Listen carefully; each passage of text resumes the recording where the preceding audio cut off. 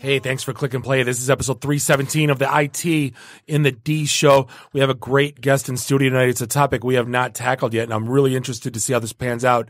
Jeanette Washington's in the house. She is the author of Technical Difficulties, Why Dyslexic Narratives Matter in Tech. Again, this is something, there's nothing, we've been here for 6.5 years, never talked about it. I'm really curious to see how this pans out. And I actually had a developer once upon a time that was dyslexic. So I'm interesting. Yeah. Okay. Dave, you may throw in ready. You're listening to the Podcast Detroit Network. Visit www.podcastdetroit.com for more information. Following program is intended for mature audiences. I'm Wyatt, that's Gary, you're Bob, and you're Dave. This is the IT in the D show. This is Max Headroom. And what you're about to witness is one of the most sinister-sounding intros to a trailer to one of the greatest epics ever. This is Billy D. Williams. Bob and Dave and I are enjoying a Colt 45 right now. And remember, IT in the D, it works every time. Just where do you guys think you are? The Library of Congress? Detroit? Beyond the sun? Any of those right? Take him to Detroit. No, not Detroit. No, please. Anything but that. No. You will never find the more wretched hive of scum and villainy. Then don't come. Shut up. Hey guys, it's Time Hawk, Bruce Leroy from The Last Dragon. You're listening to the IT&D show. Hi, this is Christy Swanson, and you're listening to the IT in the D show. And Bob and Dave touch my hoo-hoos. This is Guilfoyle from Silicon Valley, and the only two guys I hate more than Dinesh are Bob and Dave. Suck it, guys. What's up, everybody? This is Billy Zapka. Sweep the leg. Listening to IT in the D show. No mercy. I may have to wipe the geek off. Hi, this is Data K, the voice of Professor Xavier. Storm, come here, Storm. Sit on my lap, Storm. You're listening to IT in the D. Are we at a break yet? Hey everybody, this is Ted DiBiase, the $1 Million Man. You're listening to IT in the D. And if you want to get your money's worth, stay right here. And remember, everybody's got a price for the $1 Million Man. This is the Ladies' Man. Hi, I'm Ernie Hudson, and you're listening to IT in the D. All you nerds out there. Nerds. What is a nerd? Hi, this is Ogre. You listen to a bunch of nerds on the IT in the D? Nerds.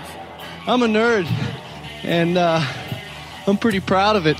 Hey, Detroit, this is Anthony Michael Hall. You're listening to my buddies Bob and Dave on IT in the D. Hi, it's Count Chocula, and you're listening to IT in the D. Whatever the hell did I do? Hey, what up? This is Jay Muse, and you're listening to the IT and D show. Snooch to the nooge. Listen, Muse, Snoogans. This is Scott Steiner, Big Pump. IT and the D show is your hookup. Holler if you hear me. This is Robert Hayes, the Ted Striker to my mother. When I'm not hanging out at the Magumbo bar, I'm listening to the IT and the D show. It's worse than Detroit. Is there such thing as a meat hangover? I love my Monday meat steak. Hi, this is Jeremy London from Mallrats, and I'm just wondering, how did I go from Hot Floridian Sex with Brandy Spinning to the IT and D show? Hey, folks, this is WWE Hall of Famer Hacksaw Jim Duggan, and you're listening to the IT and the D show. Tough guy. Ho! Dig you IT geeks. This is Dre DeMatteo from Sons of Anarchy. You are listening to IT in the D. Skeptical Dave is skeptical. Hello, everybody. This is Ming Chen from AMC's Comic Book Men. I'm a techie. I'm a nerd, fellow podcaster. My favorite podcast is IT in the D. Hi, this is Kelly LeBrock from Weird Science. So, Bob and Dave, what would you little maniacs like to do first? The question isn't what are we going to do. The question is what aren't we going to do. Ludicrous speed! Sir, had you better buckle up? Buckle this! Ludicrous speed! Go!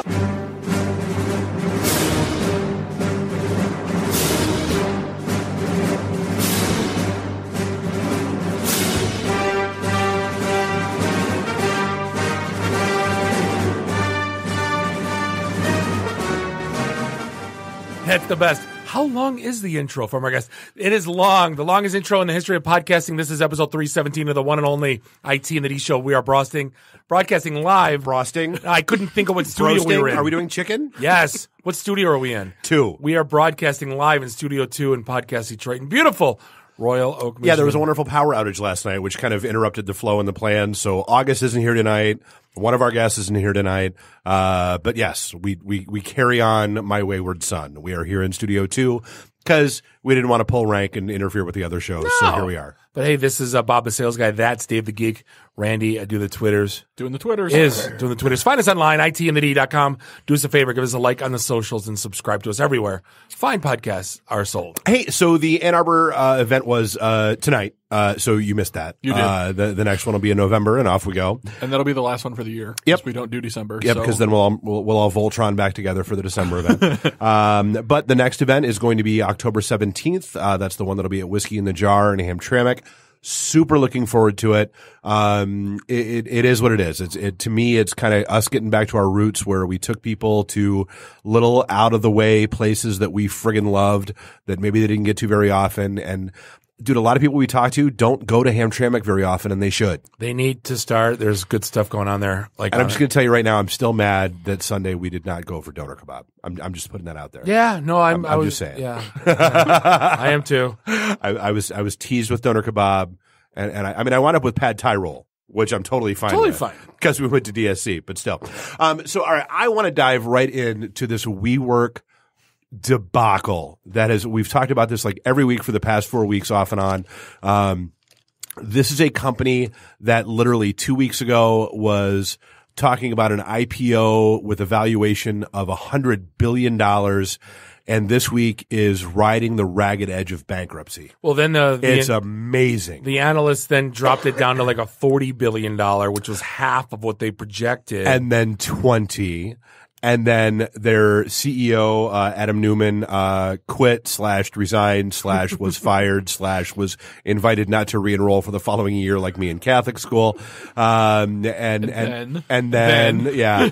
And now they're trying to shed all of they just bought WeWork. They bought Meetup not too long ago for $500 million. And now they're trying to dump that. And the latest today, they have pulled their IPO filing. Oh yeah, they pulled it completely. Yeah. And the biggest line of bullshit that I've ever read all week was, while our business has never been stronger, the scrutiny directed towards me has become a significant distraction. I've decided it's the best interest of the company to step down Newman, as chief executive. Yeah.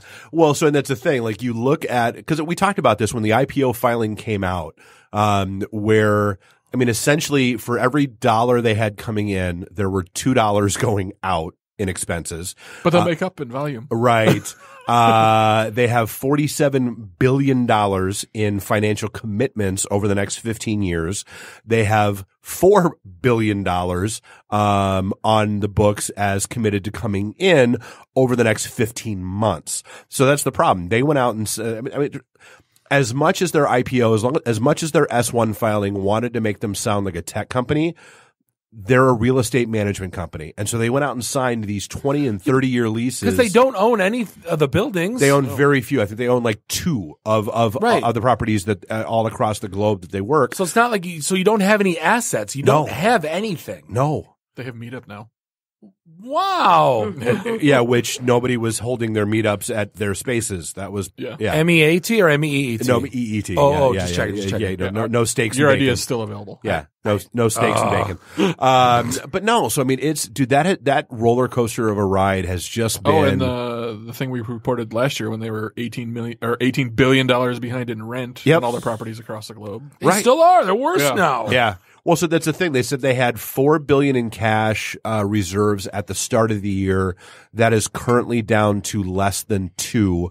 They are projected to be out of money by May.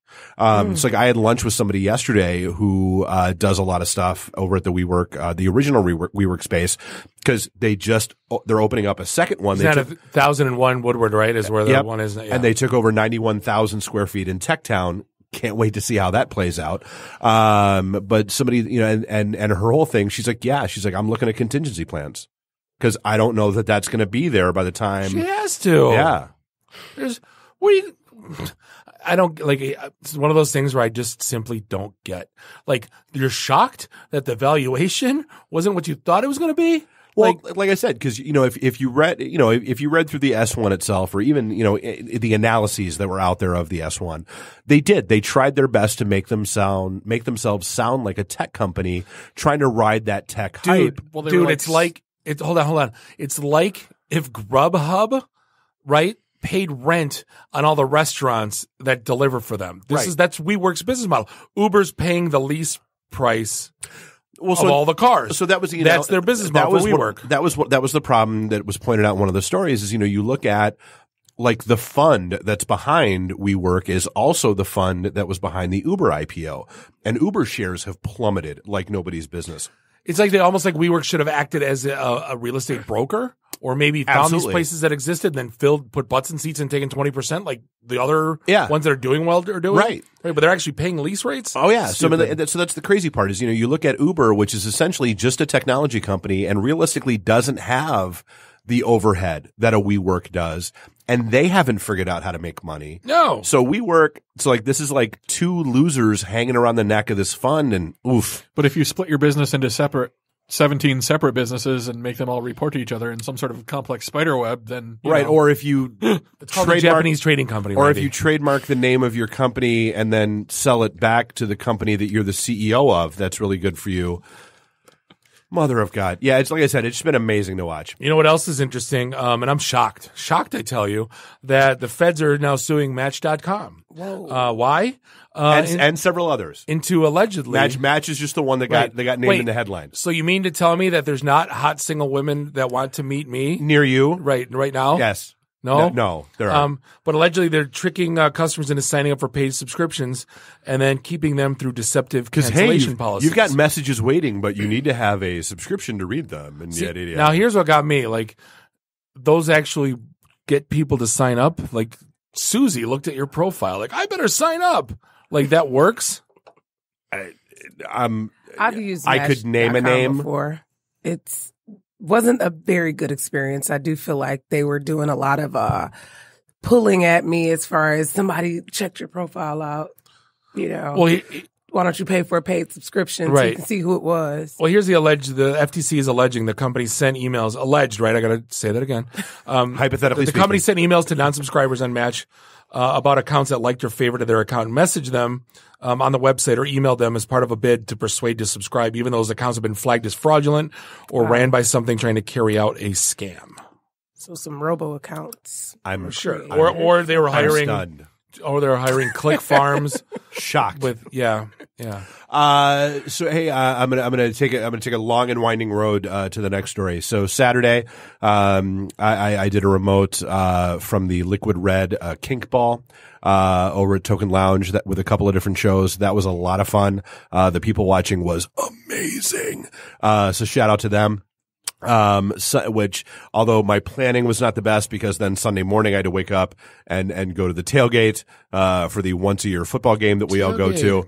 And, I had a blast. So there was that. Then we watched the game over at Vivio's and had the giant Bloody Mary. God bless Vivio's and their giant Bloody Mary, which essentially is lunch, in a boom glass and Bloody Mary is kind of an afterthought. I can't even like that. I don't understand how anybody even pays whatever. But then, so Bob, when you were driving home, on Sunday, did you, happen to see a billboard, on 75 that wasn't showing, I don't know, a Figer, advertisement, or a get your windows replaced advertisement. Cause apparently on 75 North, there was a billboard that was showing porn for the better part of an hour. Yeah, there was, and allegedly reports are that there was a bunch of carjackings that happened on I-75 that night as well. Everybody stopped to get off, so to speak. Yeah. Yes. Oh, there's no bell in here. But yeah, if you're not familiar with the story, if you haven't seen it yet, I guess it looked like a couple of little kids.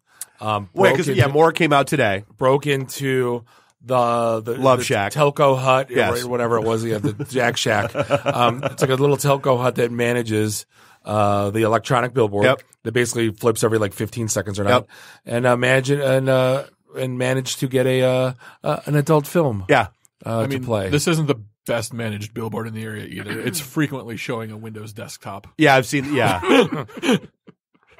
So it's probably just like some laptop plugged into an HDMI cord, routed all the way up to the billboard. Oh yeah, I'm sure it wasn't. Yeah, secure. But they could get a $750 fine, which I think is going to prompt every wannabe cyber. More than that. Is it more than that? So technically speaking, if there were kids driving by in cars and any of those parents file a complaint, they were distributing pornography to minors. Oh yeah, you're screwed. Yeah. Bigger deal. Yeah. So yeah, it's going to be interesting. Well, so the funny thing is Auburn Hills PD is, requesting your help in identifying these two. Like the picture was, it's basically two nondescript white kids, with like goofy, with hoodies, glasses. Goofy glasses, bandanas over the bottom half of their face. Like, unless they're stupid, which they're kids, so they might. Unless they're dumb and talk about it, they ain't getting caught. Local Kids, ordinance. you don't do it unless you brag about it to your friends. So you don't leave that quiet. Yeah. You know they're as cool. Oh yeah, they're talking. Oh yeah. Showing the paper, here's they got the validation. Oh, their pictures from inside. Yes. They're looking at 90 days in jail or a $500 fine. So. Oh, they're going to get more than that. You think so? Yeah. We'll see. Yeah. So your favorite topic, and we've talked about them. Which one? More than once, because it harkens back to Black Mirror. Dude, Boston Dynamic has basically come out with the little killer dog that was featured in Black Mirror season 4. Kiss my ass, Boston Dynamics. I hate you, dude. It's a dog, and it's even named Spot, so it sounds friendly. No, it's got a flat back on it, which is perfect for mounting a weapon, rocket launchers and sentry guns. Yeah. Not only that, it can go up and down stairs, and it can open doors. Yep. And it scares the shit out of me. It can stand itself back up if you knock it over. Yeah. It is. There's so much no. It's Bullet Head was the name of the Netflix Black Mirror episode, if I recall correctly. If you want to Google, or Randy put on Twitter's, but if you want to, it's Boston Dynamics Spot launch. No, there's so much no. I want nothing. No, it's frightening.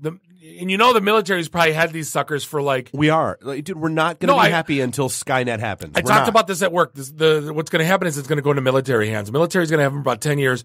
Then they're going to give them to police departments as military surplus. And now the SWAT teams and all that are going to have these blessed dogs with grenades strapped to their backs, and flashbangs and.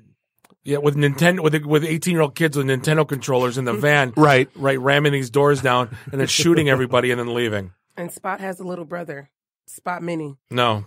Oh no, thank you. Which stands at 2.5 feet tall. Spot Mini can kiss my ass too. Probably have a few Spot Minis riding on the back of the Spot. And why then not? When Spot busts through the door, the Minis jump off and swarm you. It's like Voltron. Dude, the legs fall off and then they're tigers. We're so doomed. But I mean, the good news is they are battery operated. So, for example, if you are, the police department of San Francisco, where they're all very, San Francisco, they're very energy conscious. They're very rather burn coal. There was a beautiful, the Smugglered episode of South Park was pretty phenomenal. They're very conscious of things. So like their police department drives Teslas. No, San Francisco's turning into. Hold on, San Francisco's turning into freaking Thunderdome. Sorry, not Thunderdome. Bartertown. Oh, totally. Because the whole town basically not shit, energy. My friends that were just there for RSA. Basically, there's an app too that you can count the poop on the street. Yep. And there's people that are hired that make $100,000 a year, which gets you about a 400 square foot studio apartment that spray said poop off the sidewalks. So yeah, they're going to be running on methane pretty soon. That's probably what the future of San Francisco holds. But continue. Dave. But yeah, so San Francisco PD has Teslas, which is all fine and dandy until one, runs out of power while it's in the middle of a high-speed pursuit of a suspect. See, here's the thing. I think a lot of people don't understand that if you have a Tesla if you don't have a Tesla or have never driven a one, when, let's say you get 250 miles on that Tesla, that's like basic driving. Like when we went out and floored it and acted like idiots, like we did 140 miles in like half an hour. Yeah. Because Allegedly. Going 140 miles an hour on 8 Mile, allegedly. Hypothetically speaking. I don't know anything about that. But what happens is when you stomp on it and you're in like active pursuit, like you're in hot pursuit. You're basically cutting that thing into like the battery life into like a third. Well, it's like engaging the turbo. You're eating your gas faster. Right. You're eating your energy faster. I mean, to be fair, it's not like internal combustion engine cars don't run out of gas in high-speed pursuits, too. Not like that, though. At least you know how much gas you have. Like, no matter if you're punching it out. This is like at an extreme rapid rate where you're going like, oh, my God. Like, you're just getting buried. I just thought that was amazing. But, you seriously, I'm almost done with them. Dave, I'm almost done with DoorDash. I loves me some DoorDash. Well, so they just got hacked.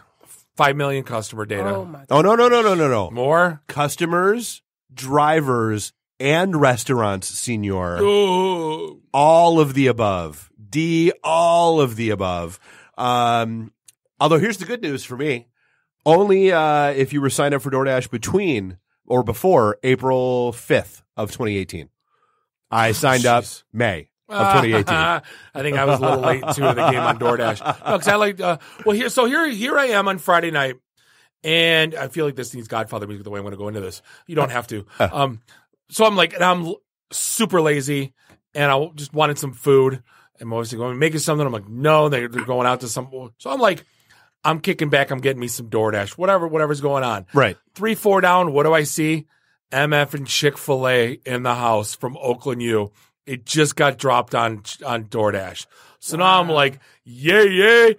And I order me some Chick-fil-A and I tried to do A with A and it's at 8. It's 8 o'clock. 8 o'clock. Okay. And it says it's going to be 62 minutes. Like, I'll wait 2 hours. I don't care. Just bring me some Chick-fil-A. 62 minutes is 1 hour. That's like an hour and a minute. So 9:15 rolls.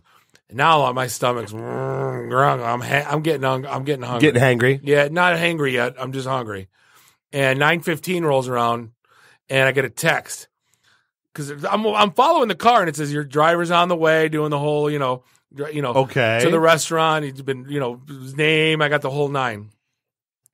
Now I get an email at 9:15. Your delivery's been canceled because the restaurant is not open and the order's gone from my order. So I can't even file a complaint. Wow. So I'm like, I try to go file a complaint in the general box. I get no response.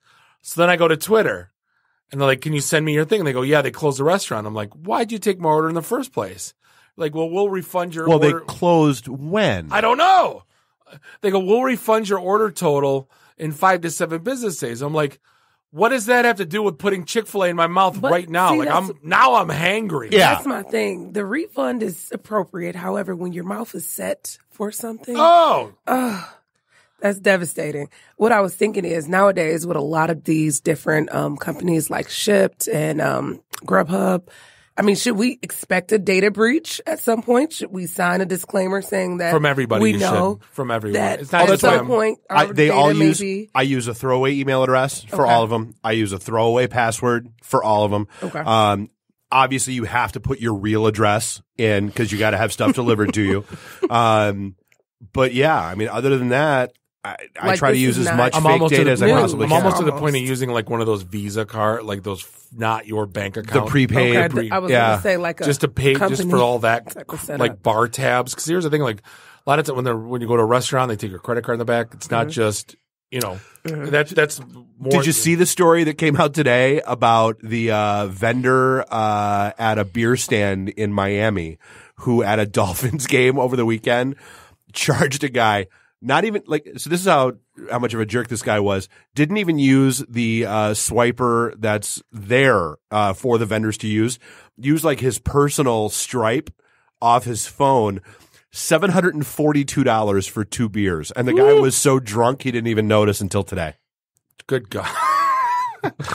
Sometimes when you go to the games, Yeah, so you know what my dinner ended up being that night? I got to end this. Pizza rolls? No, it was worse. 3 pieces of string cheese wrapped in salami. I know. That sounds delicious. It was sad. It was good. I mean, it's good, but it wasn't Chick-fil-A. No. Yeah. I'm done with DoorDash. The last time I ordered, somebody in everything's wrong. Southwest Detroit claimed my order, so they had to drive all the way up to Southfield to pick up my order, and then another half an hour to get it to me. Well, you know what I heard they've been doing forever. Is there multiple stops? Yeah. Oh yeah. So where that's you happened. go? Where are you going? And so people are canceling. They're like, well, no, you're 6th stop. I'm like, you got hot food in your car. I'll say, dude, like I've used it like primarily when I use DoorDash. It's usually when I'm here at the studios, and it's when I get like Little Tree or like have sushi delivered from someplace, if I'm in that kind of mood. And yeah, dude, if you're telling me that I'm like your second or third stop when I've got sushi coming, no, I don't want it. No. I didn't even know that they told you what stop you would be on. Well, See, I just get shipped. I get the groceries. I live for shipped. Like to me, that's the best invention since Uber. Well, because shipped can't eat the fries on the way to your house. I mean, they can pick the grapes. But you do have to put in work once the order gets to you. You got to go to the No, they are, kitchen. dude. I love those people. Like I use them at home. I use them here. That's my thing. They are great. So I want to wish a swift, and I want to say death because I don't want to wish death on anyone. But these people you can all go to hell, whoever's behind this, and I don't care where you're from. But apparently Cisco Talos found a website that pretends to be an organization called HMH or Higher Military Heroes, and then basically has a desktop application that veterans can use for job opportunities. Yeah, it offered a desktop application that you could download and have a better chance. At the job opportunities. And apparently, the people behind it are with a threat actor group named Tortoise Shell. Yep. They basically, Symantec identified as an attacker who targets IT companies and gain access to their computers. Yep. It's all malware. So now, the whole thing's malware. So now basically they're saying, hey, jobs for veterans. Oh, no. And, guys and gals need a leg up as it is. And, they'll be prompted to download a program. It contains a zip file called Win10exe, right? And basically, when it's launched, it's basically getting malware, and they take over your crap. Who really wants malware? Oh, that's terrible. Yeah, but that's why we hate people. Go to hell. No, seriously, you want to prey on why don't you go prey on old ladies and kids next? That's the IRS calls. That's usually what those are. And I got a robocall today about hearing aids and shit. I was like, man, you've been put on a list for someone that would be interested. It may have been a sign. I'm not Did you get your AARP card yet? No. When do you get those anyway? Is it 50? I don't know. That's 60. No, I think you get them. No, I think I got my first ad mailer for them when I hit 45. Oh, watching you. Yeah. I want no part of this. I don't like this at all. All right, well, hey, you want to hit a break or we got one more we want to hit? No, we definitely we'll take a break. We'll be back. Jeanette Washington from the book Technical Difficulties. This is the IT in the D Show. Hey, we'll be right back. IT in the D. Read, meet, listen.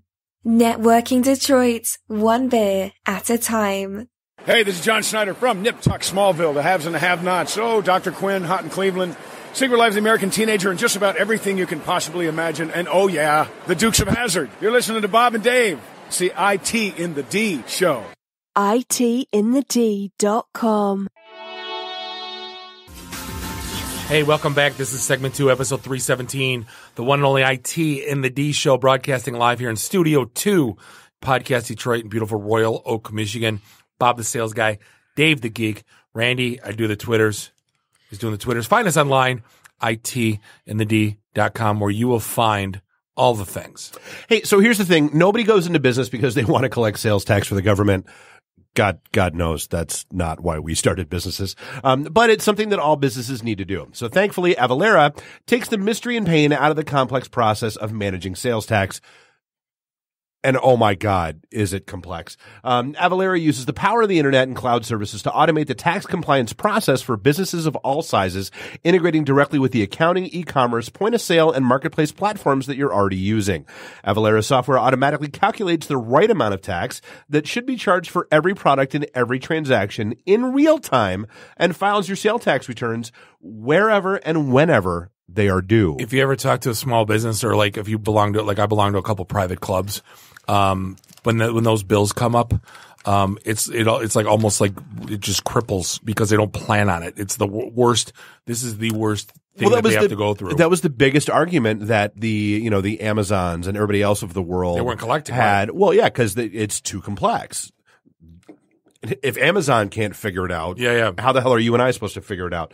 But yeah, so I mean, it's a thing. It's, because, luckily from a Podcast Detroit perspective, everything we do is service based. But like, we know, like a lot of our folks at cons and that kind of stuff when they're doing, like Motor City Comic Con in particular is very particular about filling out your forms about sales tax receipts and all that kind of stuff. And like, how do you do that on the fly when you're sitting there at a table with a square reader on your phone? With a square. This takes the complexity out of that. I'm actually really looking forward to like telling people about this. So here's the deal. Stop spending valuable time worrying about your sales tax returns and focus on the things you actually love about running your business. What you got to do is go to Avalara. That's avalara.com/IT in the D to learn more about how Avalara can help you. That's Avalara, avalara.com/IT in the D. It's Avalara, tax compliance done right. Yes, please. Yes, please, for the love of God. Hey, we are very, very lucky to be joined by someone who's been very patient with us so far. But hey, Jeanette Washington's in the house. If you heard in the pre-roll, she is the author of Technical Difficulties, Why Dyslexia Narratives Matter in Tech. This is seriously 6.5 years of doing the show. We've never really tackled this, so we're really excited to have you on. And thank you for joining us. I am very grateful to be here. Absolutely. Well, yeah, because I mean, dude, even something as simple as, and we've all been there, like the dumb stuff, like, oh my God, I forgot a semicolon, or oh my God, I forgot a closing paren, or oh, like that can destroy your code.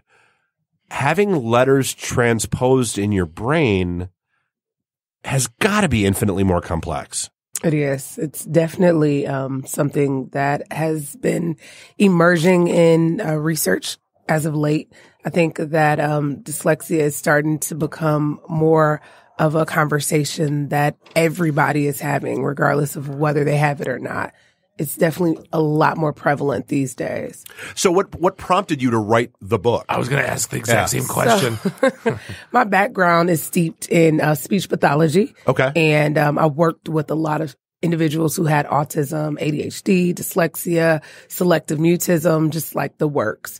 So when I decided to become a software engineer, I still held that background dear to me. Right. So it's basically I'm merging the two, from being a speech pathologist and now embracing working as a software engineer. So it's the love of both professions, and I'm bringing it together into this book. So what, I was just curious, what percentage of software developers, engineers, et cetera, consider themselves dyslexic? So 1 in 5 people have dyslexia. So with that in mind, 1 in 5? 1 in 5. 1 in 5 people have dyslexia.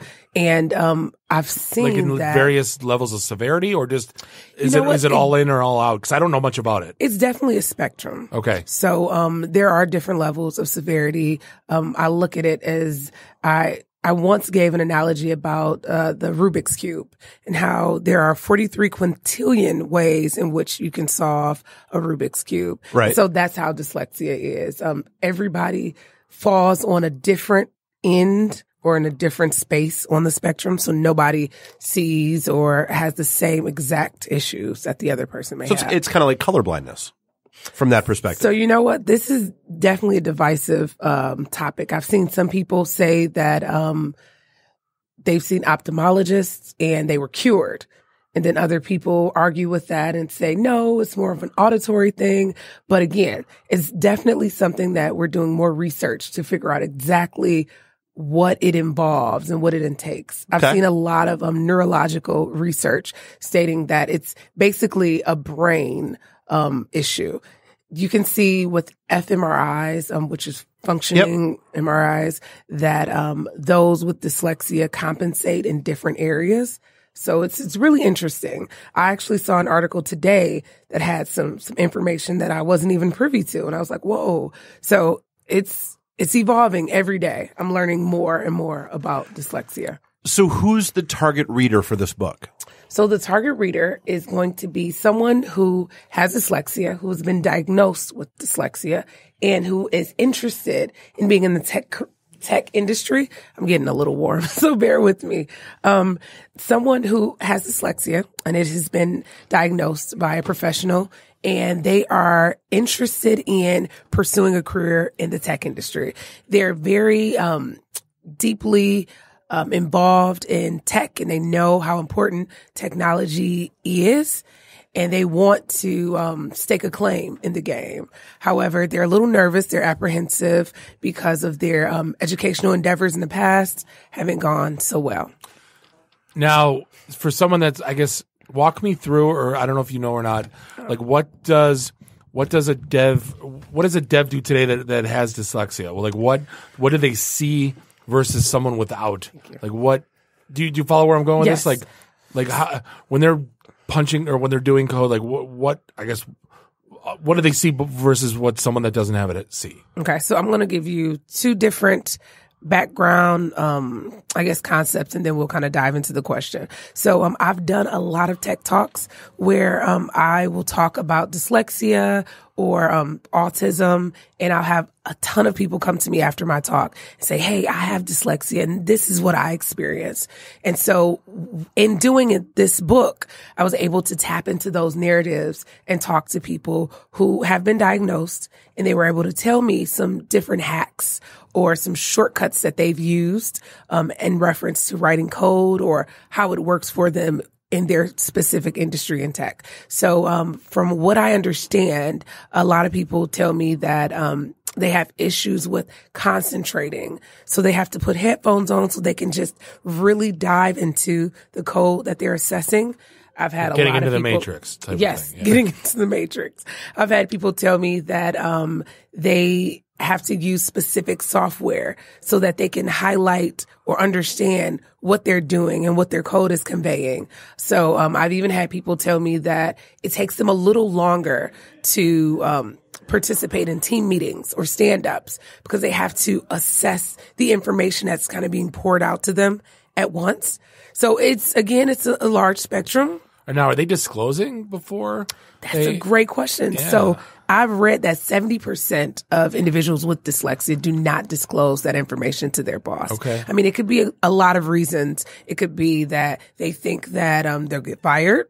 Right. They think that they'll be treated some different sort of way.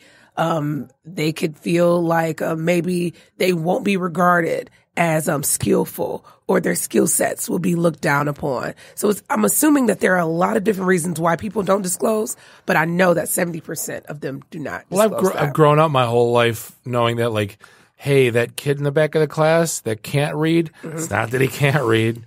You know, they have dyslexia, you know, like, and then they figure out a way to tap to fix it. And yeah, then all that of a compensation, sudden, yeah. it's normal. Like, you know what I mean? Yeah. It's like, again, I've heard about this my whole life, but like, again, I've never, even in tech, I've never come across it. Probably because they don't disclose, for one. Yeah, it's definitely a niche thing in the tech industry. It's not really extremely big, but again, as I'm going to conferences, 1 in 5, that's not small. But that's just in every industry, just like all over. But in tech, I think it's more, again, we talked about a lot of people don't disclose that. Sure. So when I'm doing talks and I'm meeting people, they're greeting me with so much appreciation for the fact that I'm talking about this. And they're like, man, I haven't said anything, but these are some of the things that I'm experiencing. And I'm so grateful that you're touching on these points because now I know what to do or how to advocate. So it's blowing my mind everywhere I go. This summer, I was able to go talk to people in Lagos, Nigeria.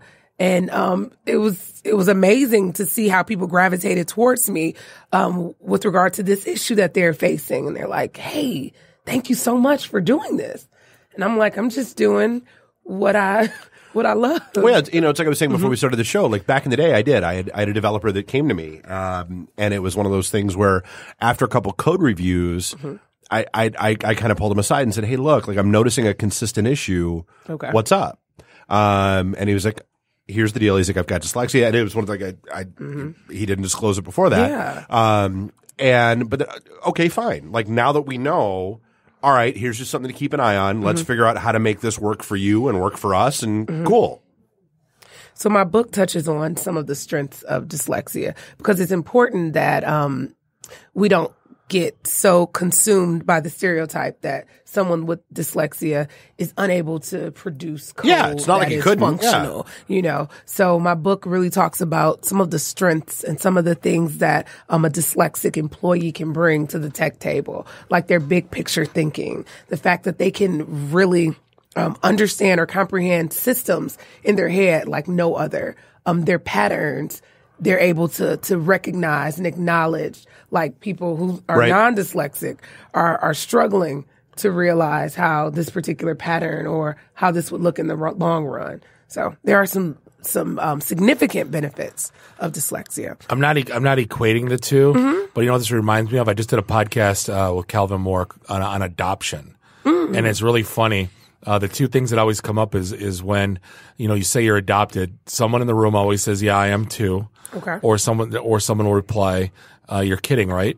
Now, I'm assuming that I almost feel like it's almost the same thing where if you finally say you have dyslexia, I have such a hard time saying the word. It's common. People can't. Right. My mom says, what does she say? Dyslexia.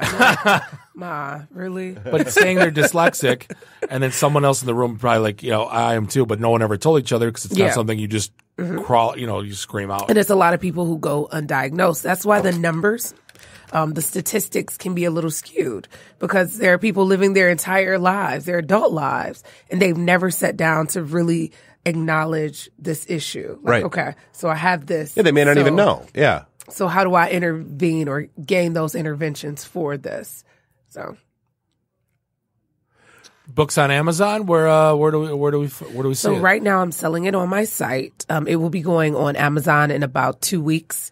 I'll have it in an ebook as well as a physical book that you can hold in your hand. I am also planning to do an audiobook, but I'm going to record that at the end of this month. So that probably won't be available until November. Who's doing the narration? Me, of course. Why would I have anyone else? I was like, we know people with studios if you need someplace to record it. Yeah. I could definitely check you guys out. I was looking at a couple different spaces, but I have to do an audiobook because I think that an audiobook would be beneficial for those with dyslexia who have issues with reading still to this day. They would love to be able to connect that, understanding that acknowledgement through auditory. This is I got like 1,000 more questions. I don't even know where to start with this. So I'm the reason we excited. actually had you on this month is because October is Dyslexia Awareness Month. Randy, you knew. Check you out. So yes, October is Dyslexia Awareness Month, and all month we'll be dispelling myths and talking about different things as it relates to dyslexia. I know there is a global conference happening in the UK on October 14th where they're going to be sitting down with companies like Ernst & Young, Microsoft, Google, and really having that dialogue that needs to happen because as it will happen, a lot of companies are finding that their dyslexic employees are top notch. Yeah. Are the ones that are bringing things to the proverbial table that no other employee is bringing. Well, I mean, that's no different than like, people that are on the spectrum or have Asperger's or something like that. Like they just think differently or they accommodate differently. Yes. And so, yes, they might have an issue here with A and B, but C through Z, they kill it at. And okay, how do you get them focused more in that world as opposed to the thing? Yeah. So as we know, dyslexia, well, you may not know, but it's a phonological processing deficit. That means you have issues with segmenting words. You may not be able to understand the sounds in those words, and then that can obviously spiral into just larger and bigger issues overall. But I did write down the definition from a gentleman that I thought was pretty profound. He said, defining dyslexia based solely on its weaknesses is inaccurate and unjust. A more precise definition of dyslexia would clearly identify the disabilities that go along with it while recognizing the associated abilities as well. If the dyslexic community could popularize such a definition, then newly diagnosed dyslexics will realize that they, like everyone else, will face their futures with a range of strengths and weaknesses.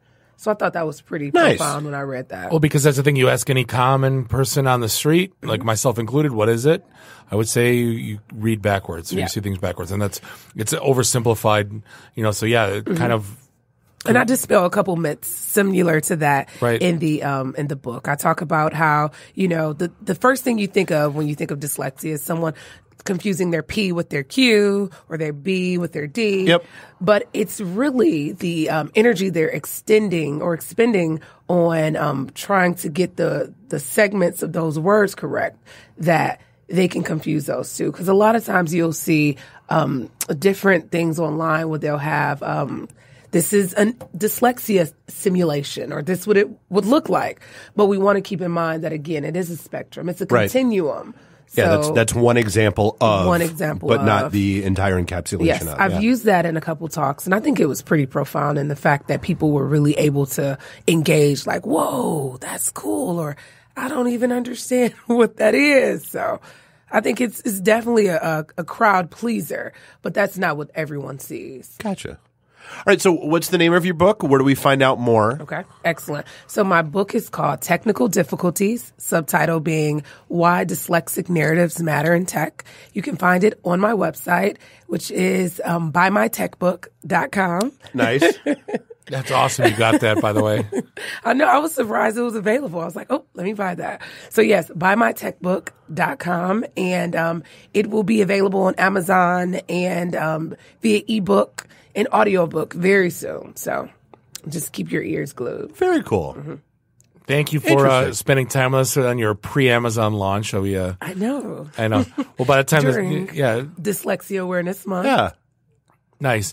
Jeanette Washington, seriously appreciate the time. Technical difficulties, definitely. I'll look out for the book, either on her site or buymytechbook.com or on Amazon. Thank you for the time and kind of educating us on what life's like being dyslexic. Yes, it's so much more, but that's why you all have the opportunity to get the book. Yeah, You'll be able to really get a crash course, because I talk about things about diversity, equity, just a ton of different things that kind of pull back into dyslexia and what it's like in the workplace. It's my love letter to those that experience dyslexia.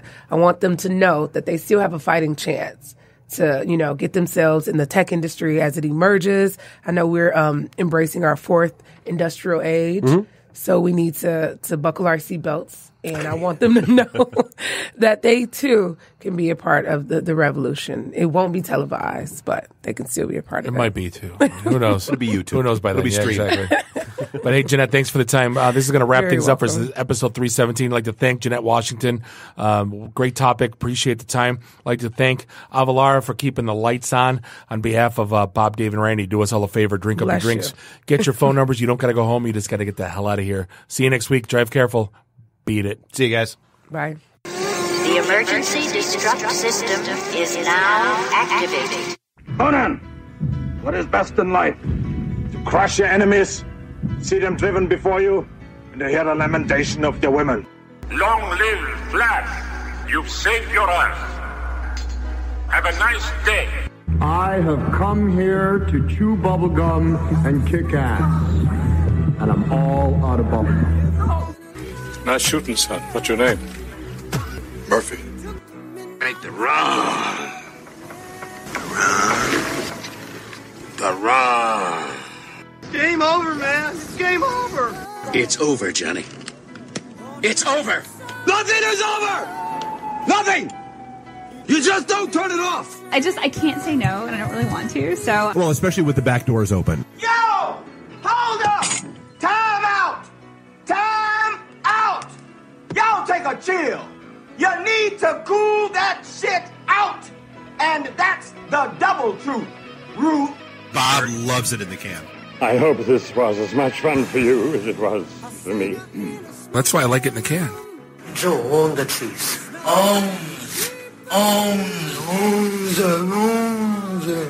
Bear me. My job is to make sure this program is morally upright and cultural and wholesome. Shut up, Mimsy! Shut up, Mimsy! Shut up, Mimsy! Why would, Buick put their cars next to, the Bentleys? Why? That's not marketing. The alphabet. It's brilliant. Yeah, I can't take that position. That analogy sucks because it's right. Because you're getting your 8-track tuned up. Are we at a break yet?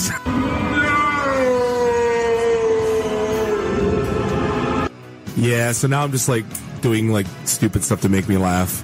venture capital is not the end game. When are we going to talk about me? Jane, you ignorant slut. It's my show. I can say what I want. Yeah. Kiss my ass, go home, unplug, get off the goddamn internet. You are everything that is wrong with the internet right now. You're so white right now. I'm the whitest guy in the room. Just explain it to me. I love this city. I was banging on the wang. Really? Should we talk about this? Tag team it. Should I keep going or should I stop? Can I just say, it's been great being on a show that talks about Mickey Rooney dying for 20 seconds and then poop for 10 minutes.